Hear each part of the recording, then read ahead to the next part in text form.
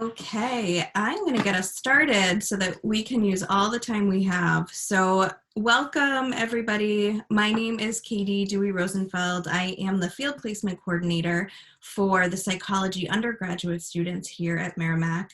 And I wanted to start by thanking all of our agencies so much for being here to talk to our students and welcoming our students to hear about all these great opportunities, because I think it's so important for you to hear about them, even if you're not ready to start an internship next semester or even next year.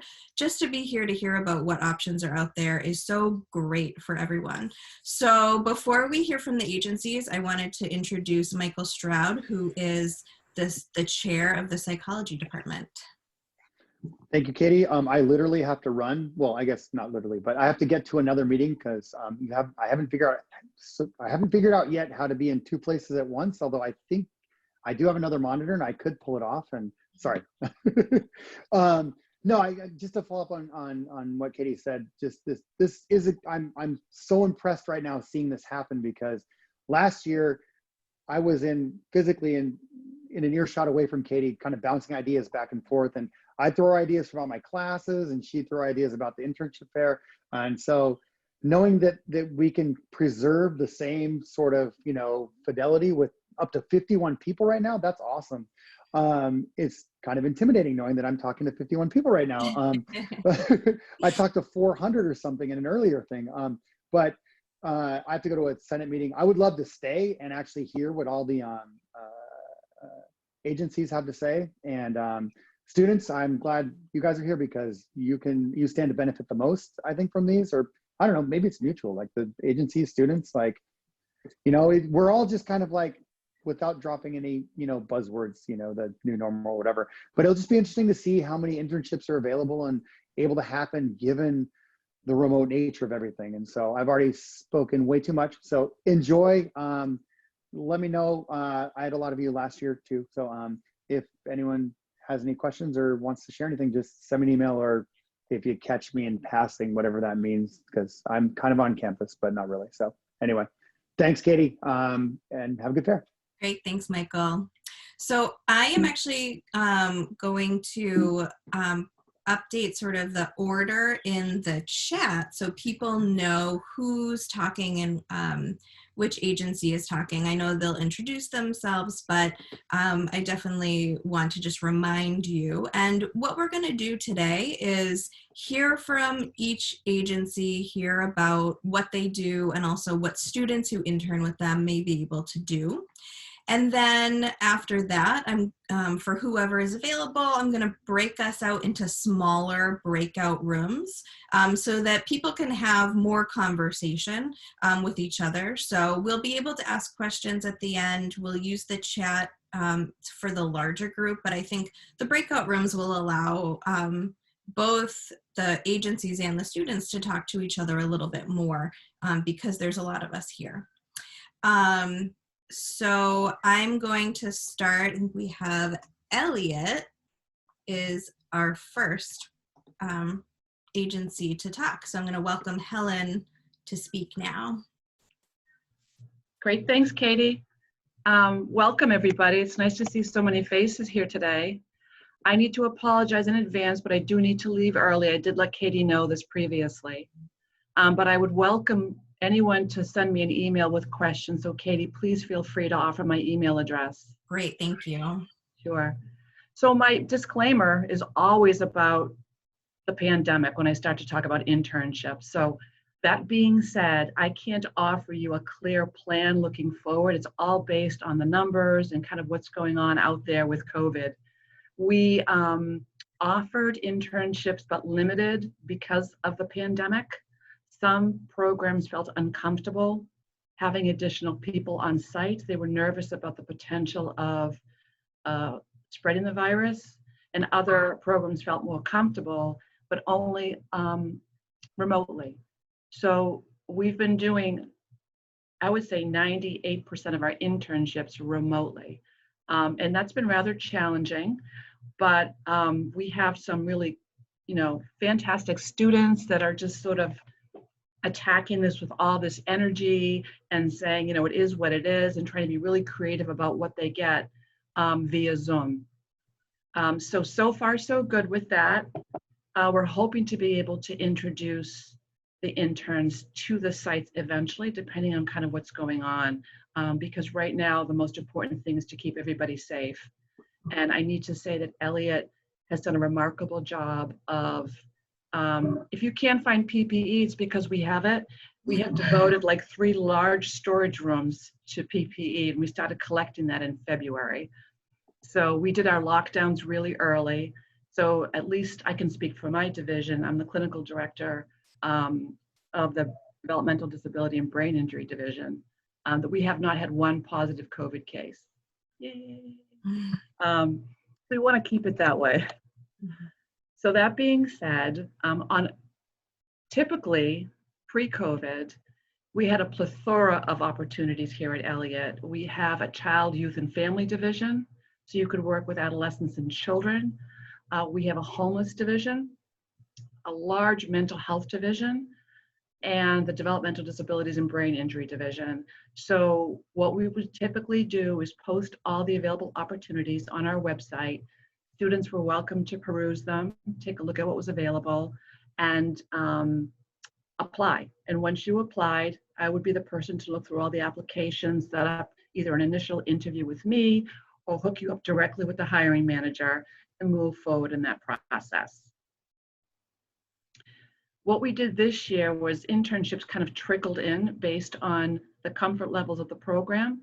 And quite frankly, the first 2.5, 3 months of the pandemic, we were all in crisis mode. So we hit the pause button for internships because we were all about getting out there into the field, providing PPE, trying to figure out what every program needs, and making sure people were getting tested. So that's kind of where our brain was at for a long time. And so I would say that interns started to work with our clients around June and July. And so far, so good. I think the students that we have actually feel better doing all of this remotely because they also have expressed some concerns around a live internship, so as well as the colleges. So really, trying to take a pulse in terms of what everybody feels comfortable with moving forward. So that's kind of Elliott in a nutshell. I don't know if you have any questions or if you want to save those, Katie, for later. Sure, we can save them. And also I'm happy to, since Helen needs to leave a little bit earlier, if she's not here, let me know and I can be in touch or put you in touch with Helen. I think that's a great offer. Great. Thank you. Great. Thank you so much. So next we have Shed Children's Campus. So Linda.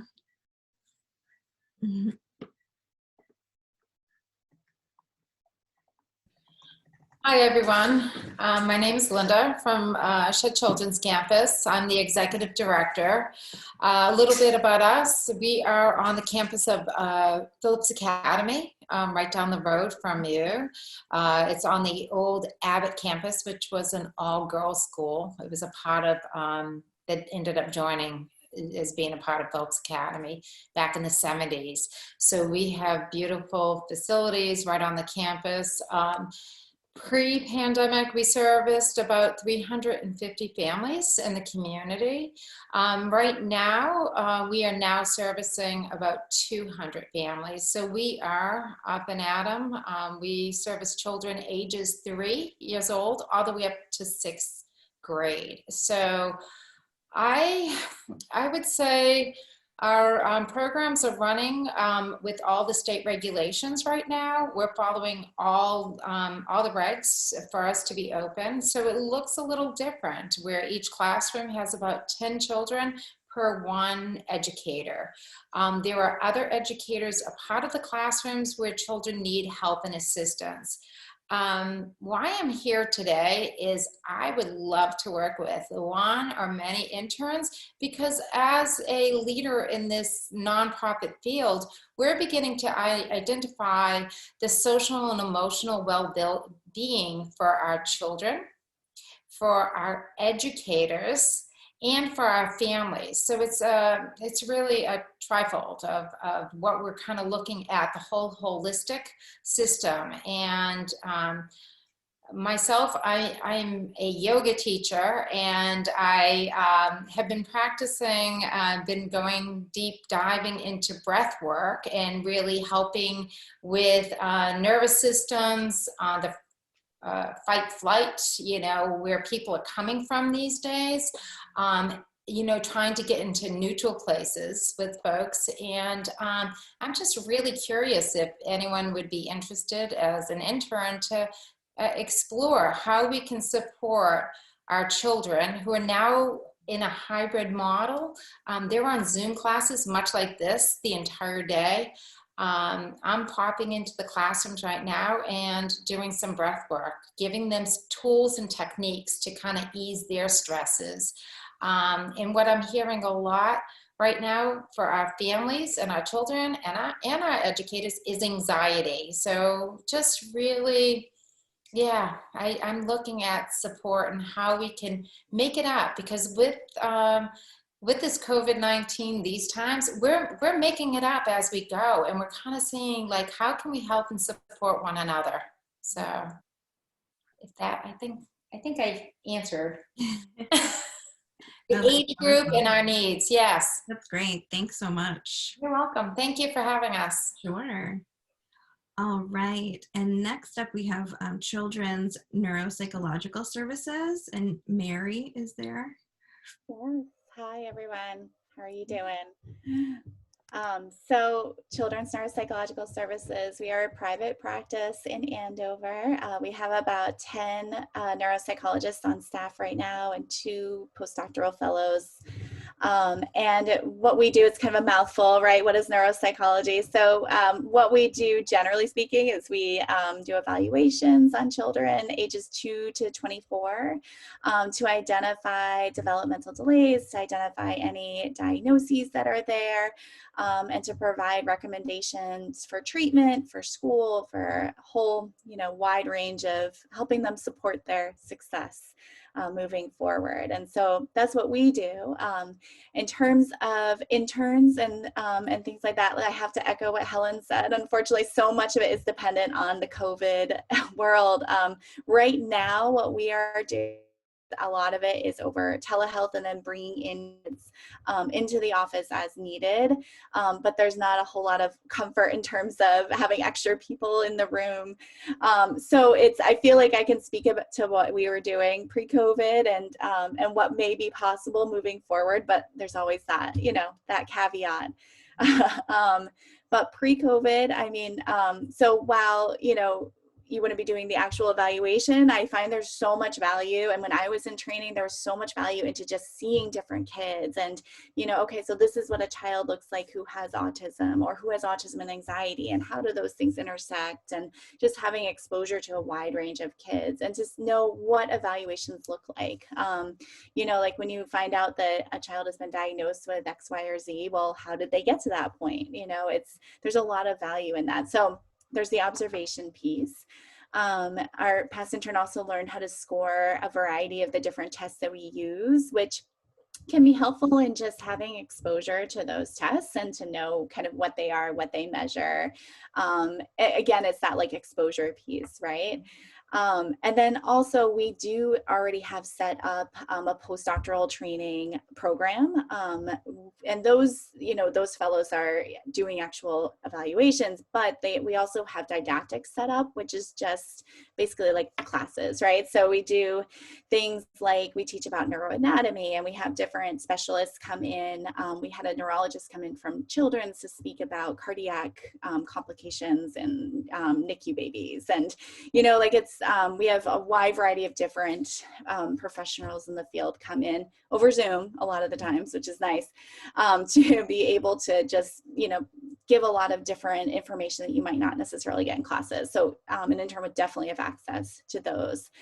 We also do like more of just in-house kind of meetings where we do things like case conference and journal club, and just, kind of more things like that too. So that you would definitely have access to as well. I'm still trying to mentally wrap my head around like what that would look like over Zoom, but we are doing a lot of our interviews over Zoom. And I'm also the director of the developmental assessment program, which is our essentially our autism assessment program for 2 to 3 year olds. And there's a decent portion of that that happens over Zoom too. So I think that observation piece would still be able to be done. It just might look a little different. So, you know, I think we're all figuring it out as we go, right? I would say, I mean, neuropsychology is kind of a niche thing, but you do get that pediatric exposure. You get the exposure to medical conditions too. I didn't really talk too much about that. Our last intern is applying to school psychology programs now. So that's also, if that's something that you're interested in, this is a decent fit to a certain extent, just to have exposure to the tests and what that looks like. Let's see, did I answer all the questions? Yeah, thank you so much. All right, and now we have Suzanne from Northeast ARC.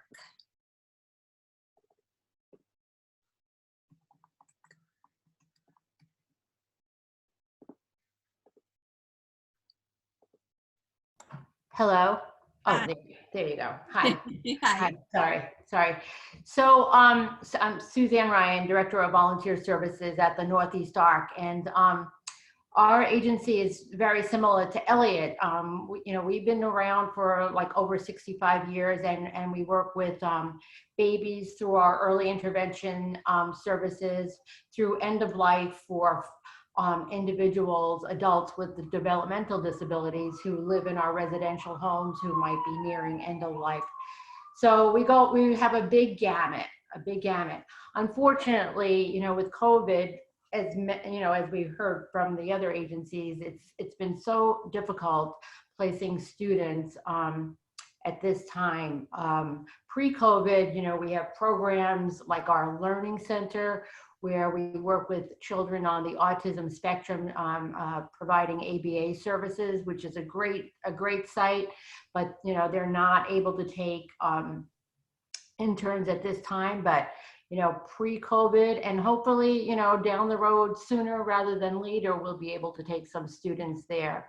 But we have all of our programs that we have for adults who I've used and had many interns in our day programs, providing employment services, social skills, and those are like the best programs for psychology students, I would say. So I do have a few students who are doing internships in person, believe it or not, but they're very limited, and I would entertain in January, if anybody might be interested, and if there's a good fit, the hours, and so I have a student from Endicott right now who is a psychology student, and he's helping us out we just opened a new building at the Liberty Tree Mall, the Center for Linking Lives, and he's helping with a storefront that we have there and providing support with 2 individuals who are going to be working there. So it kind of, it was a right fit at the right time, and we were able to do that. It's far in between right now, but hopefully, down the road, if anybody's interested in ABA services and in, working and supporting people with developmental challenges and autism, that's kind of our key people that we support. We have a very big residential home. We have programs for people who are deaf. So I don't know if Merrimack has any kind of ASL services. Do they, Katie? That's a great question. I don't really know. I don't know. I know that I think Easton Middlesex Community College has a big program.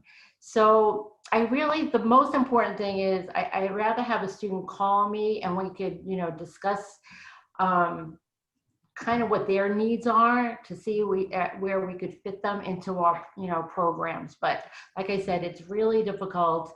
I've been doing a lot of Zoom bingos and keeping people's spirits up. And I have had Actually, this last weekend, I had a group of girls from Bishop Fenwick High School. It's a high school, but they did a trunk or treat. And believe me, that's just something like that went a long way.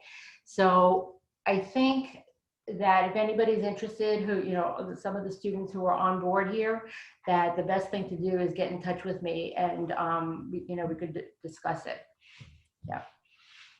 Excellent. Thanks so much, Susan. Appreciate that. Okay, so next we have Trisha Bethune from Luck. Hi, everybody. I'm Trisha Bethune. I'm the clinic director for Luck.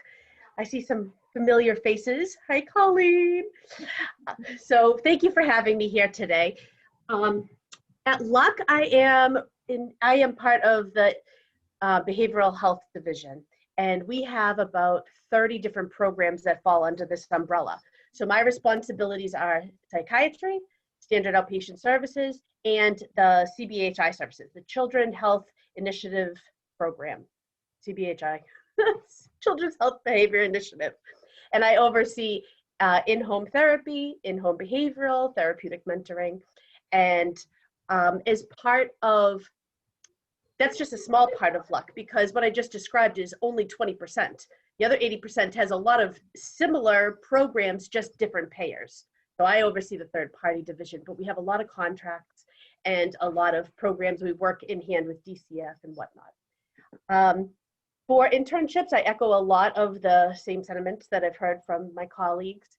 We've been fortunate enough that before all this started last year, we got a grant for telehealth. So we did the policies and procedures and made sure that we were all set to go. And just as COVID kind of started kicking in, we trained 200 people all at once, gave everybody computers and phones, and sent them home. And we've been kind of monitoring everything very closely. So as you can imagine, onboarding people was very different. When I was doing my internships, if I had a problem, I could go next door and be like, I don't know what to do, this, that, and this happened. What do you think I should do? And like kind of worked questions out. And so now it's a different thing. I mean, here I am speaking to all of you, and man, I am glad this is not in person, because that would be so much more difficult. So this is fine. So we have many different layers of internships. So for bachelor's level, for example, there's a couple different options. Usually if you have an associate's, you can work as a therapeutic mentor in the CBHI program. And that is traditionally taking a child out and teaching them appropriate skills to work into the community. So right now, we have probably 20% of BHS is working in the field. The rest are kind of telehealth. So it really it depends upon the family's interest in working telehealth, because as you may or may not know, with little kids, it's hard to get them to sit there for a whole session. We've been breaking up into smaller sections, and we've just been trying to navigate to meet everyone's needs, why we can't always be in the home. We do extensive testing when it comes to if we're deciding to see a family in the home. They do a needs assessment, a safety assessment. Can we see them outside? Can we do proper distancing and all that? And it also goes into, I'm pretty protective of my staff, is how do they feel about it? Some people are raring to go and are finding it so much better to do it in person, and if they take the right precautions, they're cool. And some people are just not comfortable, and we're accommodating all that. So therapeutic, a TM position is available. We also have a lot of other programs at Luck that can support this. We have residential services, we have foster care services. There's probably about 300 people in the company doing so many different jobs. And so it's not just me. So there's other opportunities. I encourage you to look on our website, luck.org, and it lists all of our opportunities. If you decide to go in for your master's, because it's a lot easier, we have internships that we can work with you on having a job and an internship. We usually use master's level interns for TTNS. I believe it depends on, we can use clinicians depending on where you are in first year or second year. And we also have doctorate level internships.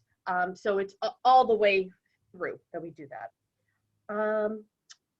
Big news, we just got $5 million for a trauma grant from SAMHSA, and we are teaching evidence-based practices to youth that have experienced something scary between the ages of 0 and 18, and we are putting in evidence-based practices to be able to treat trauma. So we're using ARC-RO. Next year we're doing PCIT, and I'd be happy to answer any questions. We can give out my email. I'm happy. My job of training up new clinicians is my passion. I love it. So I'm happy to answer any questions, even if you don't even come to see me. It's fine. Great. Thank you so much, Tricia. Thank you. So next we have Colleen from Northeast Family Services. Thanks, Katie. I'm so excited to follow Tricia. Tricia, so great to see you. We used to work together, and I used to work with Katie too. So I am with Northeast Family Services, which is, and we're actually housed in Lawrence. I haven't seen the place for a while. I think it's still there. And we have programs throughout the state, actually. So if some of you live in other parts of the state and ultimately would prefer to be out near your home territory, we can take care of you. So what Northeast Family Services does, and I'm going to pretend it's not COVID-19 for a minute. We can all just suspend this anxiety for a few minutes. I'm going to talk about what the services actually look like before COVID-19 and hopefully what they will look like maybe by the time you're all interns, right? Let's hope. So what we do is we go out into people's homes and we work with their children and the whole family, actually. We try to rope in as many people as we can, the dog, the ferret, the grandmother, get everyone to come into the room, and we do family therapy. And as a bachelor level intern, what you would do is you would be what Tricia fondly referred to as a TT&S, which stands for Therapeutic Training and Support. You would be working alongside a master's level clinician, and you would be learning how to do family therapy. I mean, how cool is that? I would have loved this job as an intern. You get to really know what it's like to be a therapist, what it's like to do clinical work, and you contribute to that. So it's really a lot of fun. You're not doing it by yourself. You have someone by your side who you can really learn and work with. And it's fun because you're in the family's home and you get to see really what's going on with them. You don't know someone until you've been in their house usually, right? So you get to see the reason why the kid can't get out to school in the morning is because there's a pile of shoes and no one can find any shoes that match. So sometimes kind of crazy little silly things like that can make a big difference for family, and you could be part of that. So what we do for family therapy, and it's called in-home therapy, that's actually the name of the program. It's part of the CBHI services that Tricia was talking about. And what we do is we work with the child who is identified to need the assistance. They have some kind of DSM-5, mental health diagnosis, between the ages of about 4 or 5 up until they turn 21. So that's our age range. So if you'd like to work with the little kids, we've got those. If you'd like to work with teenagers, we have those. My favorite age is actually the middle schoolers because they're just so cute and fun and they think they're all grown up, but they're still little kids. So what we do is we go into the home, talk to the family, develop a plan with them. What are their goals? And then we come up with fun activities and ways that the family can learn to communicate better. Things like, you're going to make a peanut butter and jelly sandwich, but you're going to have to tell the person how to do it. And you're going to have to describe every single detail. And you end up with a big mess that people get to eat later. But it's just fun activities. You get to be part of that. You can even direct your own activities. So that's the TT&S role.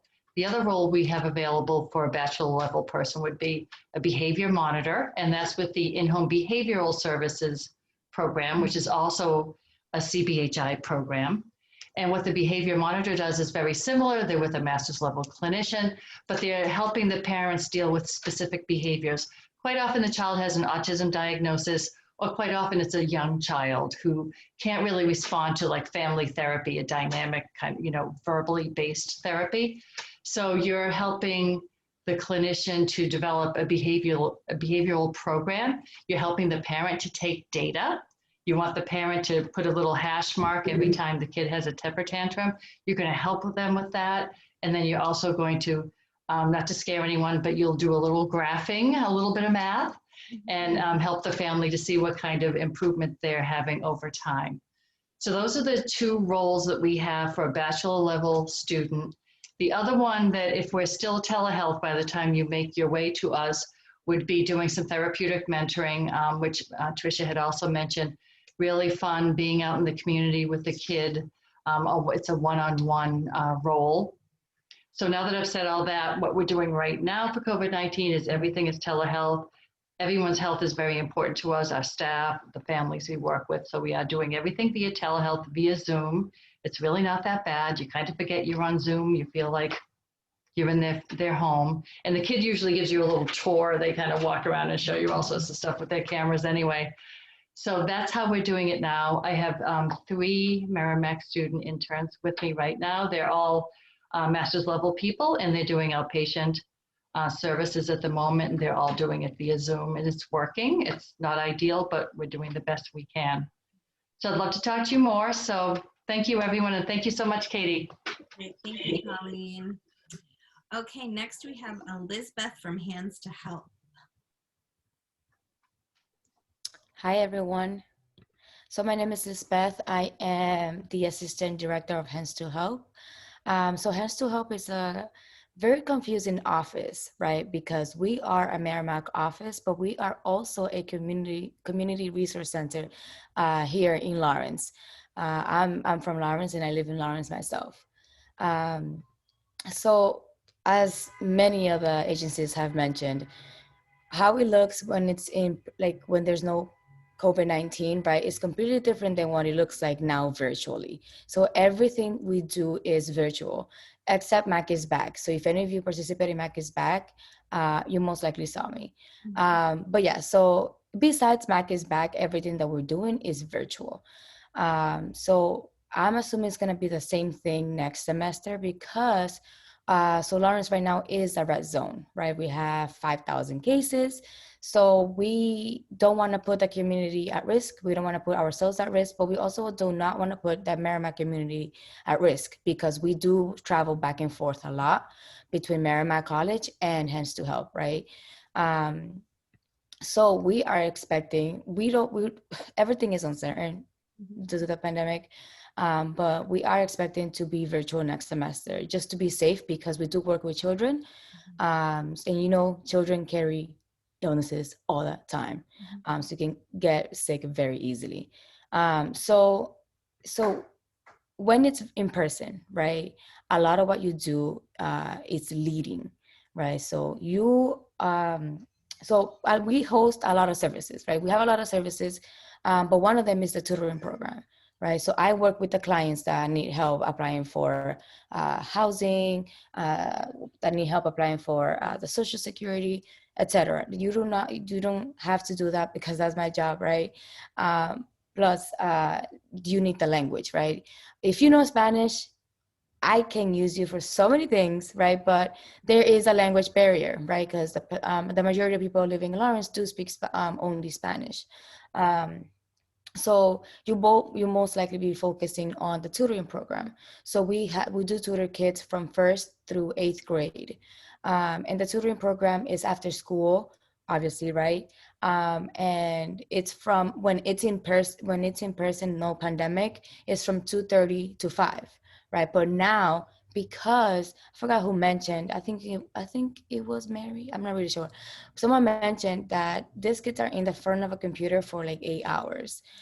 So we're not gonna make them stay in front of a computer for 2.5 hours either, right? So what we do, we just have the tutoring program for like an hour and a half, right? Which is enough for them to get either the entire homework done or most of it done. And it's not so time consuming. So as an intern, right, ideally, like I will interview you because I am gonna trust you to lead the tutoring program, right? So I'm supervising you, but I'm trusting you and I'm giving you the opportunity to lead a program on your own, right? I'm not gonna throw you under the bus and you're not gonna be, oh my God, I don't know what to do, right? But I will guide you through it. But I do expect you to do that on your own, because you'll soon be graduating and you will be expected to do that, right? So once you're leading the tutoring program, you need to make sure that the tutors are showing up, right? So the tutors are most likely your peers, because they are undergrad students. But now you have a bigger role, right? So you'll be managing the tutors, so the volunteers, while also managing the students that we get from the Lawrence community, right? So I am looking to have the interns, hopefully this semester or next, like the fall, to be trained in diversity and cultural humility, because you are working again in the Lawrence community. So we do want to target and protect the community, but also educate you, right? So you don't say the wrong things, like asking a student, what is your legal status? It has happened, which is why we think it's important, right? Because that can be very humiliating, but also embarrassing, right? Because a lot of the kids, they're kids, they won't know the answer to that, right? Most of them. What else can I say? Yeah, so now it's virtual, but when it's in person, so we are located here in Lawrence at 60 Island Street. I like when it's in person better, because you have way more time to not only lead, but do some programming for the kids. So the interns that we had, I'm sorry, spring semester feels like it was like years ago, but like the spring semester and fall semester, they did a lot of activities. Like after the kids were done with homework, they did a lot of mentoring, right? But if it wasn't mentoring, they did slime, let's make slime, and that was a success. They loved it, right? But that's a way for you to build that relationship with the student.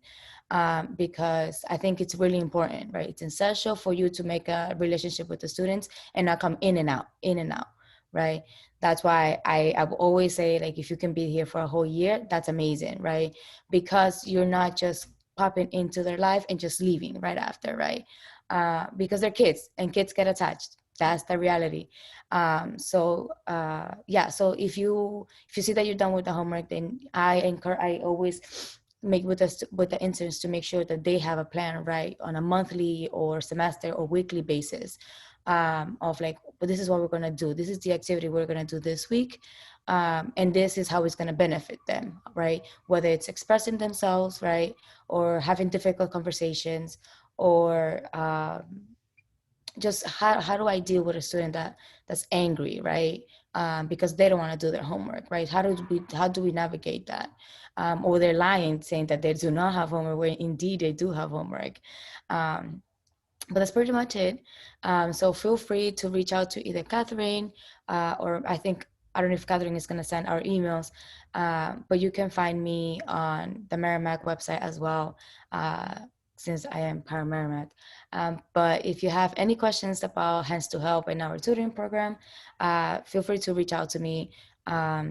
But yeah, I hope to see you guys next semester, right? Great. Thank you so much. All right, now we have Dominic from NFI. Hi, everybody. My name is Dominic. I'm a recruiter here at NFI. Our home office is based out of Stoneham.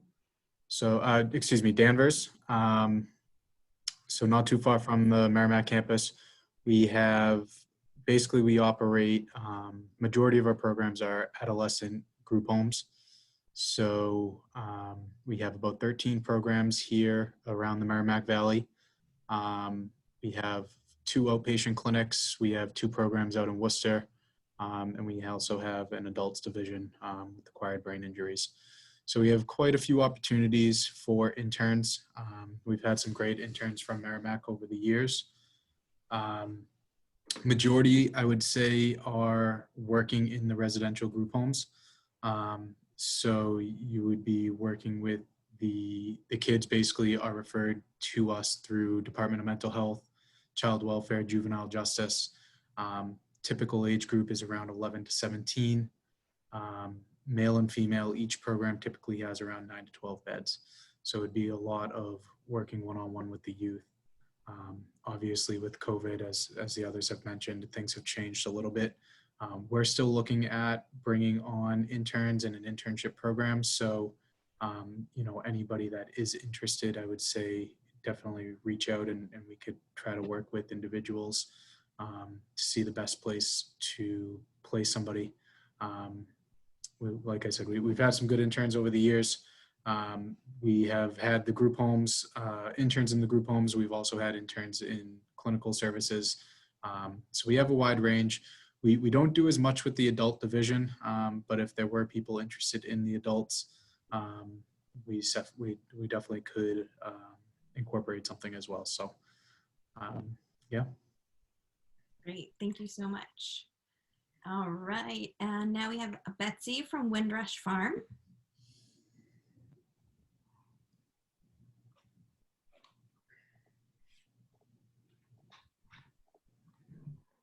Oh, Betsy, you're on mute.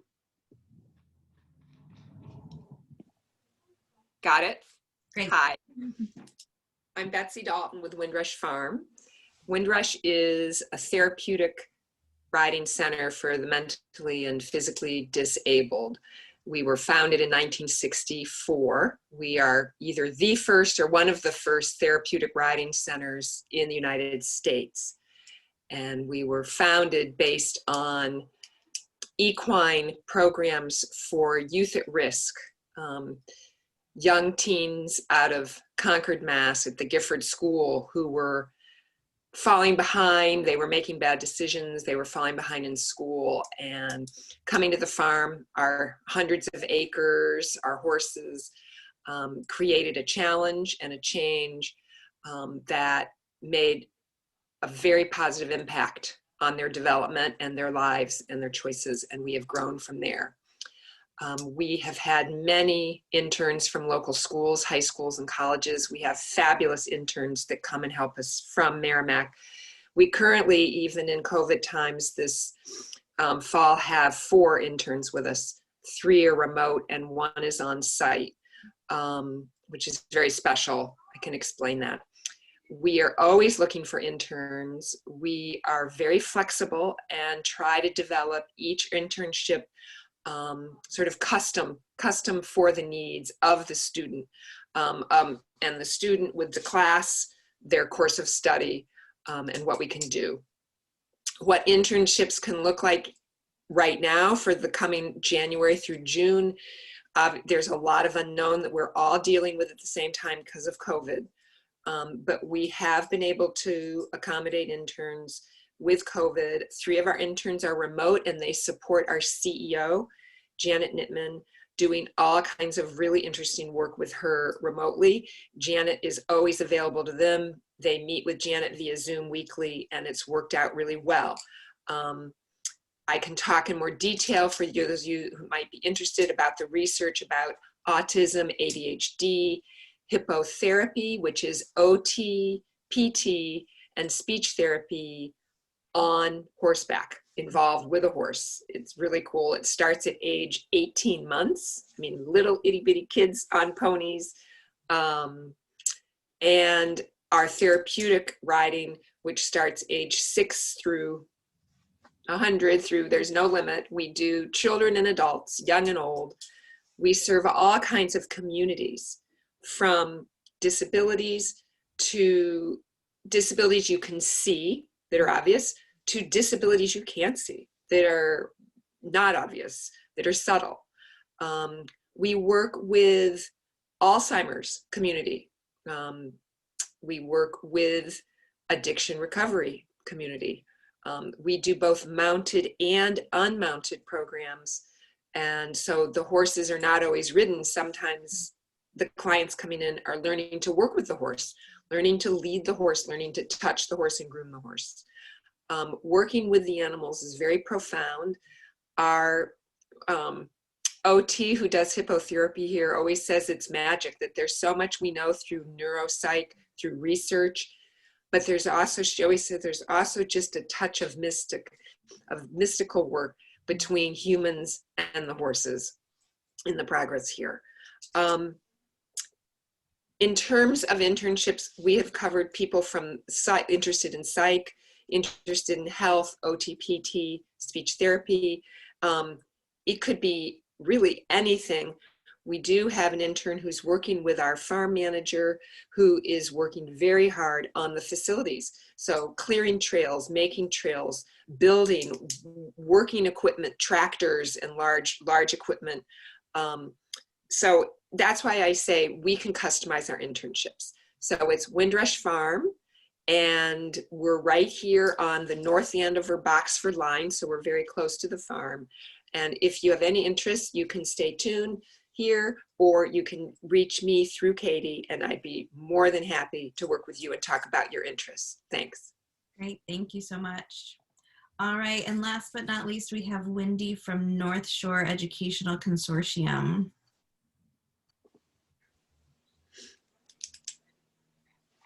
Hi, everybody. Thanks for having me, Katie. Shout out to Helen Stoyanov, because I was actually her intern 25 years ago, if that's unbelievable back in the day. It's a small world here. So I am the Director of Clinical Training and Consultation at the North Shore Education Consortium. We are a consortium of special ed, but public schools. And how it works is we have about 20 public schools in the North Shore area that belong to our consortium, and they send their most highest needs kids to our specific programs. And we have 5 programs that work with and all have interns at the undergrad level. And I'll tell you a little bit about each program, and how it works is if you have an interest in the particular area or disability, they have the person who supervises interns who would interview and bring you in. But basically we're special ed schools. We're very small, specific ones for specific populations. We have the Kevin O'Grady School, which serves about 100+ kids who are ages like preschool to 22, and they are medically fragile and developmentally delayed. Some of them are autistic and nonverbal. They need a great deal of medical support, all kinds of other services. And they can stay till 22, 18 to 22, where they're working on like transitional services or guardianship or that kind of thing. There is a vocational school in Topsfield called the Topsfield Vocational School, which works with 8th through 12th graders. It's a small therapeutic school. So when I say therapeutic school, we're talking about class sizes about 8 to 10 and ratios of staff about 5 kids to 1, although at the Kevin O'Grady, it's much more intensive because of their multi-needs. So the Topsfield Vocation Academy has about, I think, 70 students, and they work on a variety of vocational skills while they're getting special ed services. And part of their work there is to work in the community as well and be supported in the community. We have a North Shore Academy, which has a lower portion school and an upper school. And this is a therapeutic school for social emotionally challenged kiddos. So these are kids that have not been able to make it in their public schools with the resources that they've had there, and have needed a special supportive school, which includes many clinicians, speech, OT, etc. And that building has about 120 at maximum capacity students. And that they go 7th through 12th is the upper school, and then at the lower school, the K through 6. The lower school's in West Peabody. Oh, sorry, I should have probably said, we're mostly in Beverly. We have Topsfield, and another site I'm going to talk about is based in Salem State. So lower school, like I said, is a smaller group of kids. It's about 40 students that are K through 6. And then we also have it's called Soar and Embark, but it's our transitional services that are based out of Salem State, and they are students between 18 and 22 who are more disabled in terms of their independent skills, and they get to continue on, because if you're in special ed, the services are supposed to follow you through to 22. And so the district sends them to there to get more, kind of learn how to be more independent, take transportation, supervise them and coach them in job situations while still doing some basic fundamental educational services. So in all of these sites, there are 4 to 6 interns, both grad and undergrad. And the undergrad interns will do a lot of shadowing and supporting the clinical work that's being done by the clinician in the school. And each of these programs has 2 and up to 12 master's level clinicians that work there with the students. And I would say most of what you would do is shadow and support the work of the clinicians. That means maybe learning to co-facilitate and support kids in social skills groups or health and wellness groups run by the clinicians. It could involve classroom support. So being in the classroom, maybe there's a student that's struggling and you're going to sit by them and sort of help them through the day. Or maybe you developed a good relationship with a student and they're sort of going to come to you when they're really struggling and you can support them one-on-one that way. You're going to get a lot of access to kind of resources and the special ed process and the IEPs, the individual education programs that are created for kids in special ed. So you'll be witness to writing those, being in some of the meetings with the school districts, learning about what kind of goals they work on and contributing towards that goal development with the students. And that's across the board.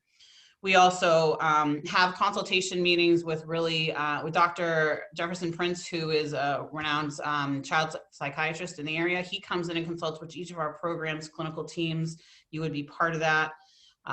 So we have a lot of resources available to this. So you really become part of an educational team working with moderate to high needs, high special ed needs kids. So I think that covers, that's a big old consortium, but it covers all the different programs. So there you go. Thank you so much.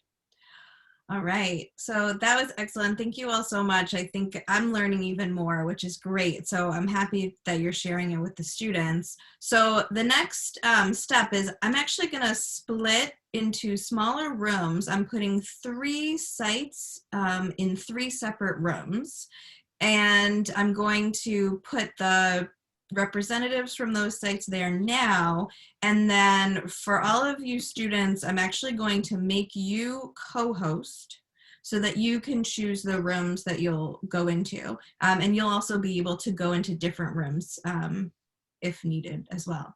So right now I'm going to open all of the rooms and you'll get invitations. The hosts, all of the agencies will get invitations to join their rooms, and I'm going to go through and make all of you guys co-hosts so that you are able to pick the room. So bear with me for a minute while I do that, and you can pick the room that you would like. I'm going to stay here. If anyone has questions for me, you can hang out here and ask me questions. I'm going to stop the recording because people will be in rooms. So, and if you want to ask me any questions, I won't be recording that. So I'm going to stop the recording. It's great, especially during all of this time, to know that you're here to kind of help and support and talk to our students. It means a lot. And I almost feel like we were able to reach more people and kind of get to more agencies and students by doing it virtually. So some things work in our favor because some of you would have to drive a very long way to get to Merrimack. Some are a little closer by. So although I love seeing everyone in person, I'm really appreciative for all of you taking time. So thank you again so much. And I am going to send something out to the students to make sure that I can get some contact information to them. And then I'm also going to be in touch with the agencies that were here so that I can hear how best you want to be connected to students, unless you figured that out kind of already. So thank you again so much. And if anyone has any last questions or anything, I'm going to stick around for a couple minutes. But if not, I hope you have a great night, and I hope to hear from everybody soon. Thank you. Thank you. Thank you.